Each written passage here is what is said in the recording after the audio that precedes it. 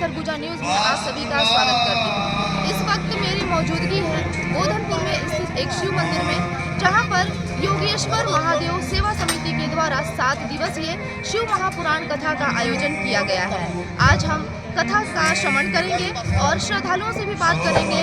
और यहाँ पर जो कथा वाच रहे हैं वृंदावन से आए हुए महाराज श्री धन्वंतरी दास जी, उनसे भी बात करेंगे और जानेंगे कि शिव महापुराण कथा का श्रवण करने से क्या लाभ होता है। तो चलिए सबसे पहले हम कथा का लाभ लेते हैं।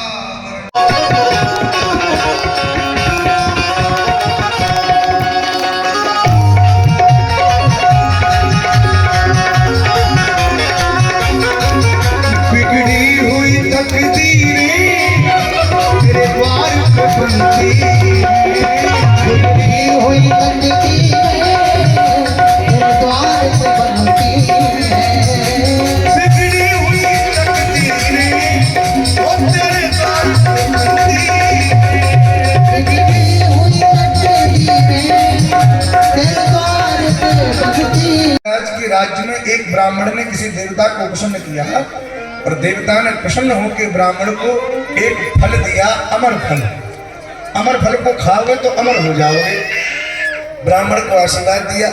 ब्राह्मण ने अमर फल हाथ में लिया और मन में विचार करने लग गया कि इस अमर फल को मैं खाऊं, क्या मतलब अमर होकर मैं करूंगा क्या। हमारे राज्य के राजा हैं भर्तृहरि जी महाराज, बड़े उच्च कोटि के महाराज हैं, क्यों ना अपने राजा को फल खिला दो, महाराज जी अमर हो जाए। तो उस ब्राह्मण देवता ने वो फल उठाया और महाराज भर्तृहरि के दरबार में गया, बोला महाराज ये अमर फल है, इसको आप खा लो, अमर हो जाओ।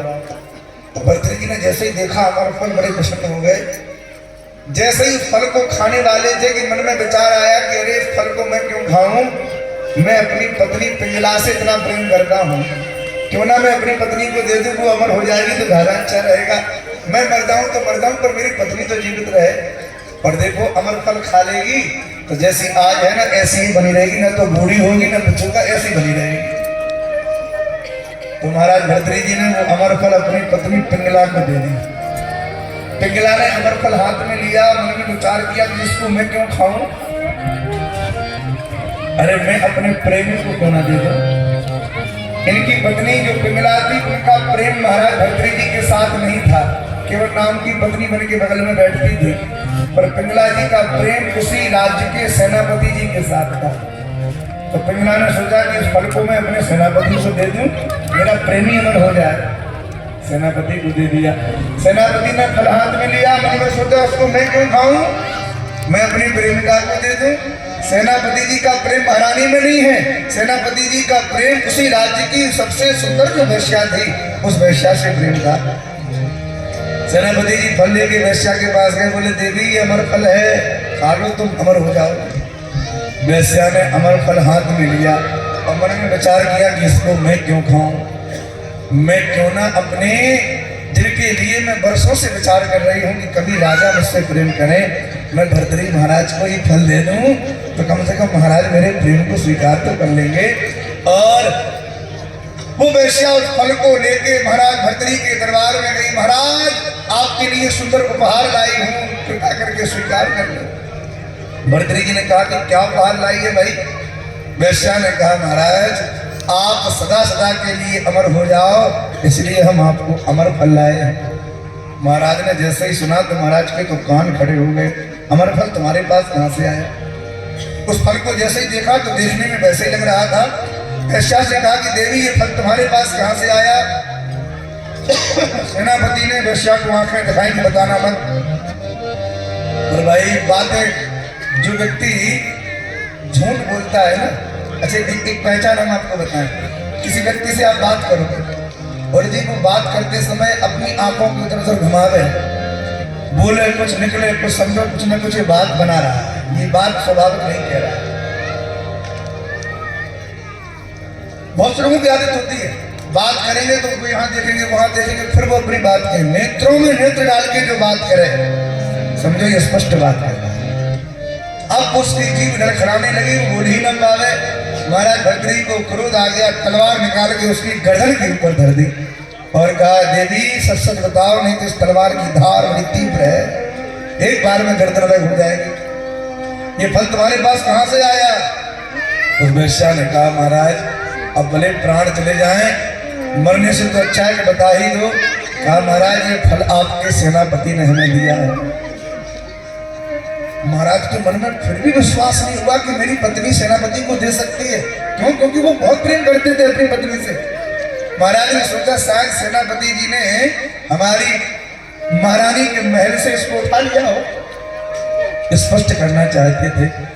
सेनापति जी की तरफ लाल लाल नेत्र करके जब देखा और कहा सेनापति जी बताओ ये फल तुम्हारे पास कहां से आया? सेनापति जी भी थर थर कांपने लगे और सेनापति जी ने महारानी की ओर इशारा करते हुए कहा महाराज ये फल तो आपकी महारानी ने हमें दिया है। अब तो महारानी पिंगला जो बगल में बैठी थी उनके नेत्र नीचे हो गए, ना ऊपर देखे ना बात करें, स्तब्ध हो गई। क्या करें ऐसी स्थिति में? मन में गिलानी से भर गई, हाय हाय ये कौन सा दिन मैं देख रही हूँ, ये मैंने बहुत बड़ा अपराध किया है। महाराज भरतरी जी थोड़ी देर के लिए तो स्तब्ध हो गए। धक्का लग गया महाराज अंदर से अंदर कि बताओ मैंने जितना प्रेम किया उस प्रेम का परिणाम ये हमको मिला। हृदय में धक्का लगा और थोड़ी देर के बाद मुस्कुरा के ठहाका मार के हंसने लगे और अपनी पत्नी को देखते हुए, सेनापति को देखते हुए, उस वेश्या को देखते हुए महाराज ने कहा कि तुम तीनों लोग घबराओ मत, गलती इसमें तुम्हारी नहीं है। सेनापति तुम्हारा कोई दोष नहीं है, अरे वेश्या तेरा तो बिल्कुल भी दोष नहीं है। और हे देवी पिंगला तुमसे तो मैं बड़ा प्रसन्न हूँ, तुम्हारा तो बिल्कुल भी दोष नहीं है। तो फिर दोष किसका है? भरतरी जी महाराज ने अपना मुकुट उतार के सिंहासन के ऊपर रखा और पूरी प्रजा के सामने घोषणा करी कि हे प्रजाजनों आज से मैं अपने संपूर्ण राजपाट को छोड़ रहा हूँ। बोले क्यों? बोले ये काम देवता बड़ा लीलाधारी है। इस काम ने ऐसी लीला करी कि मेरे पत्नी के प्रति जो मेरा प्रेम था वो हमेशा हमेशा के लिए इसने तोड़ दिया। अब मैं इस झूठे संसार में रहना पसंद नहीं करूंगा। अब मैं सब कुछ छोड़ के वन में जा रहा हूँ क्योंकि ये काम बहुत लीलाधारी है। मैं ऐसे काम को अब और इसकी लीला नहीं देख सकता। भरतरी जी महाराज ने सब कुछ छोड़ दिया और जंगल में जाके 100 श्लोक लिखे, आज भी आप उनको पढ़ सकते हैं। और भरतरी जी महाराज के शतक को यदि आपने पढ़ लिया तो आप समझेंगे कि संसार के प्रति संसार की सच्चाई क्या है, संसार की असलियत क्या है। भुव मनु अरु सत स्वयं भुव अरु सतरूपा नित्य भई घर से नित्य भई घर से अरूपा नित्य भई घर नित्य भई भैया मनु जी महाराज की हम संतान हैं, इसलिए हम सबको मनुष्य कहा जाता है। क्या कहा जाता है? मनुष्य। लेकिन आजकल विद्यालयों में जो पढ़ाई जाती है बच्चों को, तो उसमें ज्ञान देते हैं कि ये पहले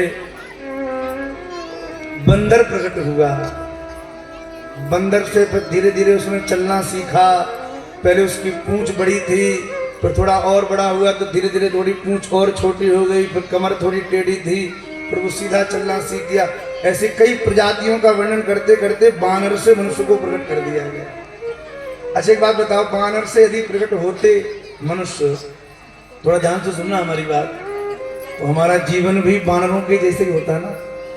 कहीं भी कुछ भी खा लेना, कहीं भी त्याग देना और बिना स्नान ध्यान के सब कुछ करते धरते रहना। अच्छा एक बात बतावें, जो अपने आप को बानरों की संतान बतावें उनके जीवन में भले ये सब देखने को मिल जावे,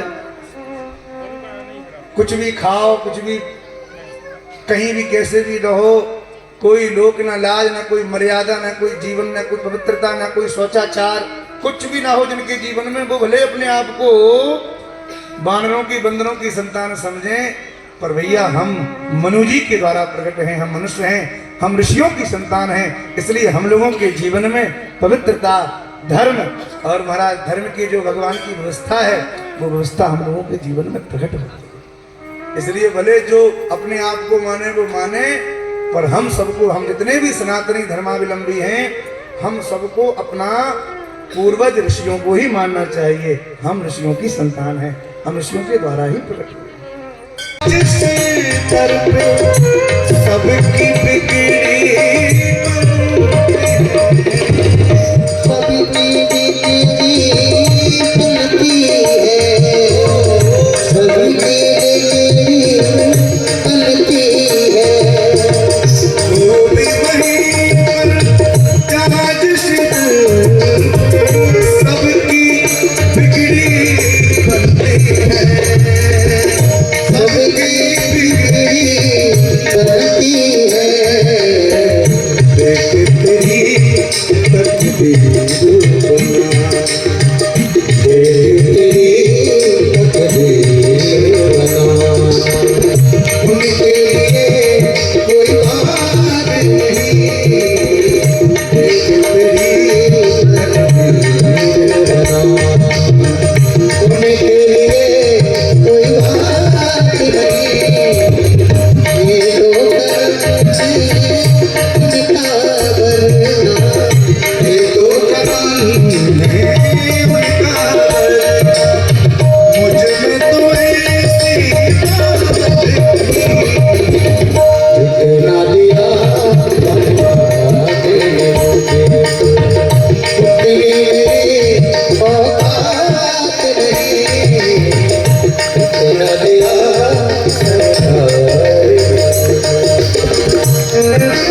एक बार सभी लोग बोलो हर हर महादेव।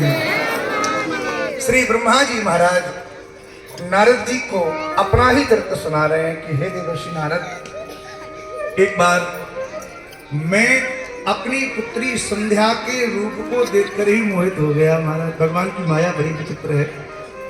नारद जी ने कहा प्रभु ये चरित्र तो आप हमको जरूर सुनाइए और सती जी का चरित्र भी सुनाइए। भगवान शिव ने माता सती को कैसे स्वीकार किया, सती जी के चरित्र को भी मैं विस्तार से सुनना चाहता हूँ।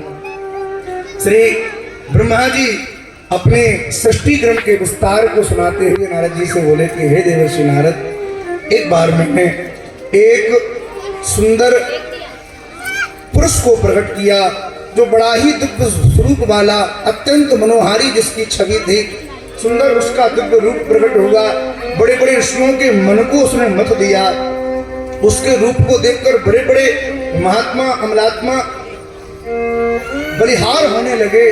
उस पुरुष को प्रकट करके जब उसने पूछा कि मेरा नाम क्या है, तो मैंने कहा कि तुम्हारा नाम काम है। ऋषियों ने कहा कि तुमने हमारे मन को मत दिया है, इसलिए एक नाम तुम्हारा मनमथवी होगा, इसलिए काम का एक नाम मनमथवी है। उसने कहा कि आपने हमको प्रकट तो किया, पर हमारा काम तो बताओ क्या है। काम ने कहा कि हमारा काम तो बताओ क्या है। ब्रह्मा जी ने कहा कि भाई तुम्हारा बड़ा सुंदर काम है, तुम बड़े बड़े ऋषि मुनियों की तपस्या को भंग कर सकते हो, तुम्हारे भीतर वो पावर है, तुम्हारी क्षमता कोई साधारण नहीं है, तुम बड़े बलवान हो। तुमको मैं ये 5 बाण देता हूँ। और काम के 5 बाण काम को समर्पित कर दिए। कौन कौन से बाण? रूप, रस, गंध, शब्द, स्पर्श, ये 5 काम के बाण हैं। संसार का यदि रूप हमको प्रिय लगने लग जाए तो समझ जाना कि काम का पहला बाण हमारे ऊपर चल गया। हिरण्याक्ष नाम का दैत्य लेके चला। ब्रह्मा जी को छींक आई, ब्रह्मा जी की नाक से भगवान 12 प्रकट हो गए। बोलो 12 है भगवान की। भगवान 12 प्रकट होके धरती को खोदते हुए गए और पाताल में जाके हिरण्याक्ष का वध किया। धरती को सुरक्षित अपनी नाक के ऊपर धर के और मनु जी के साथ। अपना परिचय दीजिएगा। मैं नीलम शर्मा, गोदनपुर अंबिकापुर। हमारे यहाँ श्री धाम वृंदावन से पधारे श्री धन्वंतरी दास जी महाराज जी के मुखार बिंद से बहुत ही सुंदर, बहुत ही प्यारी कथा चल रही है। शिव महापुराण बहुत अच्छी कथा कर रहे हैं, हम लोगों के हृदय में उतर जा रही है। हम सब सखियों के साथ ना ये कथा सुन रहे हैं। हमारी सभी सखियों का सहयोग है, सभी भाइयों का सहयोग है, समिति का सहयोग है। आज का 3रा दिवस है और महाराज जी अनवरत आते रहें और हम लोगों को ऐसे ही प्यारे प्यारे भजनों के माध्यम से, प्यारी प्यारी मीठी वाणी से हम लोग को अनुग्रहित करते रहें, आशीर्वाद प्रदान करते रहें। अपना नाम बताइएगा। मैं किरण सोनी। आप यहाँ कथा सुनने आई हैं, आपको कैसा लग रहा है? बहुत अच्छा महसूस हो रहा है। महाराज ने क्या क्या कहा कथा में? महाराज जी शिव महापुराण बोल रहे हैं और सुन के बहुत ही और संगीतमय है, वो ज़्यादा ही अच्छा लग रहा है। बहुत बहुत बहुत अच्छा बोल रहे हैं। अपना परिचय बताइएगा। मैं शोभा श्रीवास्तव। आप कथा में आई हुई हैं, आपको कैसा महसूस हो रहा है? बहुत अच्छा लग रहा है और अपना उद्देश्य शिव के प्रति जो लगाव है वो हमारा बना रहे और इतना जागृत कर दे कि पूरे जगह सिर्फ हर हर महादेव का ही गूंजे, एक ही नारा रहे बस हर हर महादेव, और सबके मन में यही भाव उत्पन्न हो कि सब शिव के प्रति अपना प्रेम जो भी है उनका अर्पण करें। और बहुत अच्छा है, वो हमेशा आते रहें, उनका हम प्रवचन सुनते रहें, मीठी मीठी बातें सुनते रहें। आज तीसरा दिन है और कल शिव विवाह है और शिव विवाह में सभी लोग उपस्थित हों, यही सबसे कामना करते हैं। एक बार जयकारा लगा दीजिए सब। हर हर महादेव।